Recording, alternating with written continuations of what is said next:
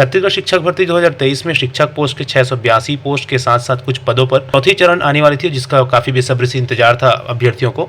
वो finally cut off जारी कर दिए गए हैं और इनके जो काउंसलिंग के डेट्स हैं वो जारी कर दिए गए। चलिए देखते हैं कि कौन कौन से रैंक वाइज अलग अलग कट ऑफ यहाँ पर दिखाया गया है। सबसे पहले बात करते हैं, देखिए मुक्त संवर्ग 954 रैंक तक यहाँ पर कट ऑफ है, या सिर्फ एक ही नंबर दिया गया है, तो सिर्फ यहाँ पर हो सकता है कि एक ही पर्सन का काउंसलिंग यहाँ पर होना है।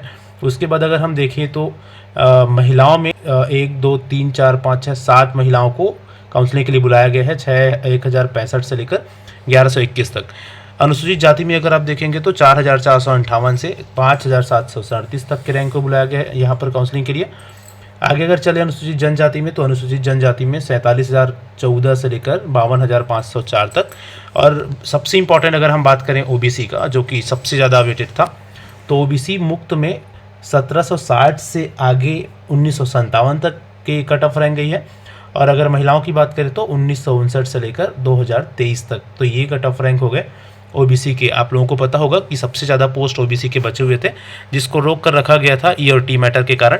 आगे आप यहाँ पर देखेंगे कब कब काउंसलिंग की डेट्स है, तो अभ्यर्थी ऑनलाइन काउंसलिंग की प्रक्रिया 8 फरवरी 2024 दोपहर 12 बजे से 10 फरवरी तक कर सकेंगे।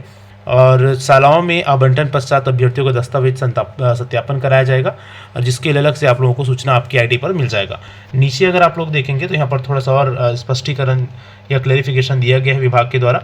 सीधी भर्ती 2023 में शिक्षक पद हेतु अभ्यर्थियों की चतुर्थ चरण की काउंसलिंग 8 दोपहर 12 बजे से 10 फरवरी दोपहर संध्या 6 बजे तक की गई है स्कूल शिक्षा विभाग के जो पोर्टल पर।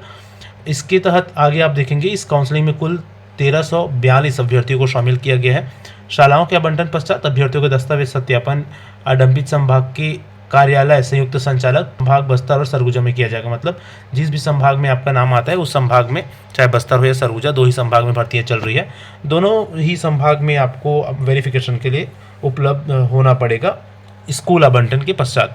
तो बहुत ही अच्छी बात है, चौथी चरण की काउंसलिंग अभी फ़िलहाल अब चालू कर दिया गया है, जिसका इंतजार काफ़ी लंबे समय से था।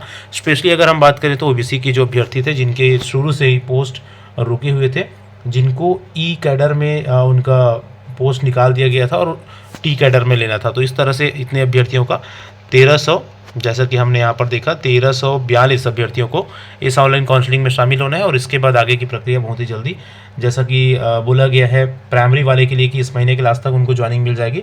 निश्चित ही इस पोस्ट के भी अभ्यर्थियों को इस महीने के लास्ट तक ज्वाइनिंग मिल जाएगा। सबको बहुत बहुत बधाई जितने भी सेलेक्टेड है उसको। फिलहाल इस वीडियो में इतना ही, मिलते हैं नेक्स्ट वीडियो में, तब तक के लिए थैंक यू सो मच।